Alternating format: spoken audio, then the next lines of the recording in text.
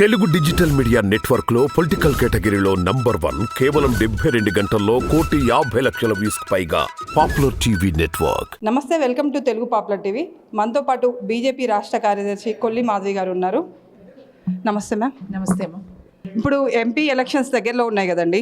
అయితే బీజేపీ రాష్ట్ర మీ కార్యాచరణ ఎలా ఉందండి? అంటే సింగిల్ డిజిట్కే పరిమితమైన పార్టీ అసలు ఏమీ చేయలేదు, ఆ కేంద్రంలో కూడా బీజేపీని గద్దదించుతామని కాంగ్రెస్ పార్టీ అంటుంది. ఇవాళ గతంలో జరిగిన అసెంబ్లీ ఎలక్షన్స్లో మాకు వచ్చిన ఎన్ని సీట్స్ ఎన్నో మీకు తెలుసు, 1. ఆ తర్వాత పార్లమెంట్ ఎలక్షన్స్లో జరిగితే మాకు వచ్చిన సీట్లు ఎన్నో మీకు తెలుసు, 4 సీట్లు వచ్చినాయి.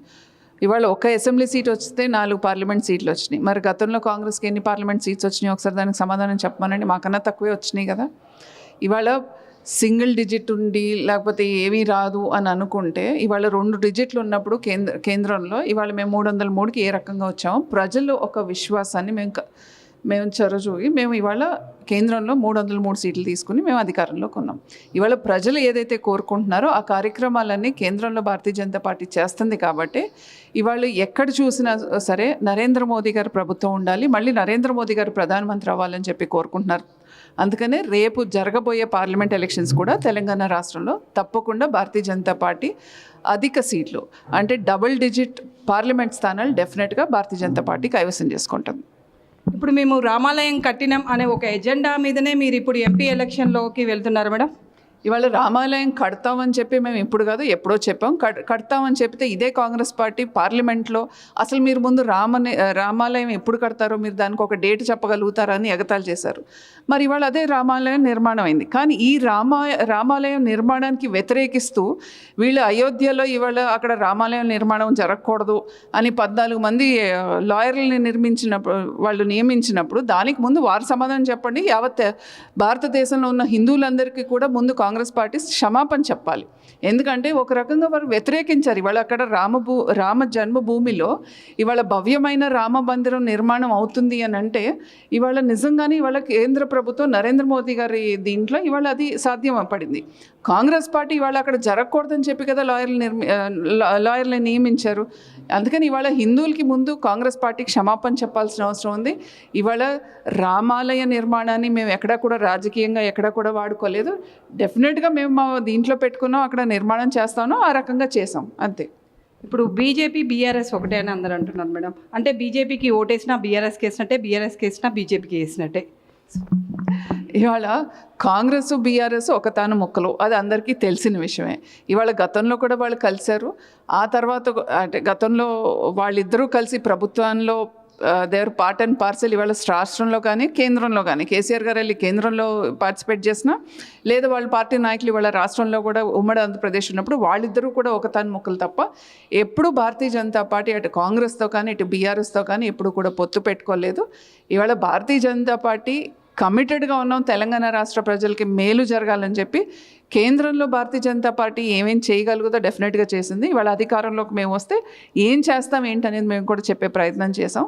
సరే, ప్రజలు ఇవాళ మాకు 6% నుంచి 14% ఓట్ల దాకా తీసుకొచ్చారు. రేపు డెఫినెట్గా పార్లమెంట్ ఎలక్షన్స్ వచ్చేపాటికి 35% ఓట్లు తీసుకొచ్చి మాకు డెఫినెట్గా డబుల్ డిజిట్ నంబర్స్ ఇస్తారు అనేది డెఫినెట్గా కేంద్రంలో తెలంగాణ రాష్ట్రం నుంచి భారతీయ జనతా పార్టీ వైపు నుంచి రిప్రజెంటేషన్ ఎక్కువ ఉండి తెలంగాణ రాష్ట్రానికి ఇంకా మేలు జరిగే విధంగా రేపు ప్రజలు ఇచ్చే తీర్పు ఉంటుంది. షర్మిల ఢిల్లీ వెళ్ళి కాంగ్రెస్ కండువా కప్పుకుంది.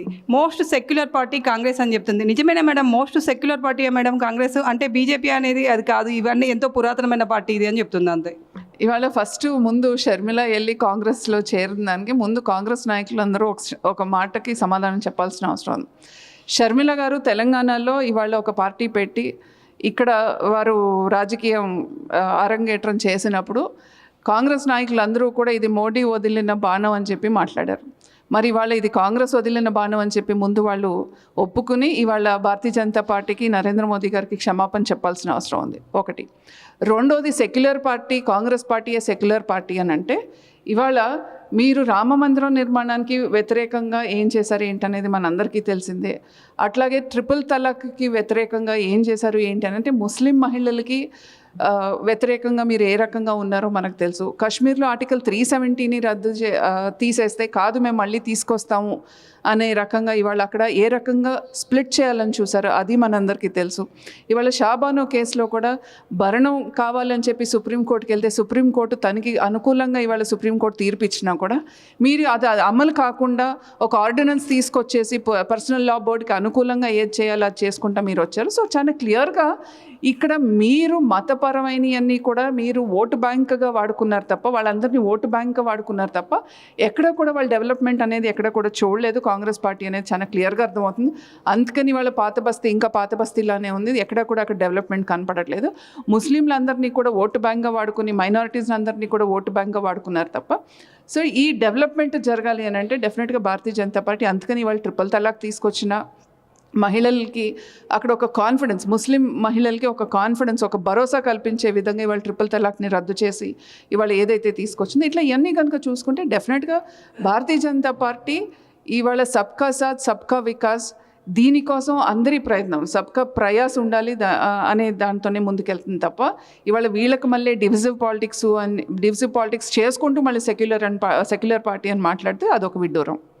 కవిత లిక్కర్ కేసు అక్కడే ఉంది, దానివల్లే అసలు బీజేపీ పార్టీకి ఈసారి ఎమ్మెల్యే స్థానాలు తక్కువ వచ్చినాయి అని అంటున్నాను. ఇవాళ 1 నుంచి 8 స్థానాలు ఇవాళ భారతీయ జనతా పార్టీకి వచ్చింది. 6% ఓట్ నుంచి ఇవాళ 14% ఓట్లు భారతీయ జనతా పార్టీకి వచ్చింది. సో డెఫినెట్గా ఒక మంచి ఫిగర్ వచ్చింది. ఇంకా రావాల్సింది అంటే మేము ఇంకా ఎక్స్పెక్ట్ చేసాం. సో వాట్ ఎవర్ ప్రజలు ఇచ్చిన తీర్పు ఇది. ఇవాళ ఒక నిజం ఇవాళ గడప దాటేలోపు అబద్ధం ప్రపంచం అంతా చుట్టొచ్చిందంట. వీళ్ళు ఒక అబద్ధ ప్రచారం ఏదైతే చేశారో ఈ అబద్ధ ప్రచారం కొంత ప్రజలు నమ్మారనే మనం అనుకోవచ్చు.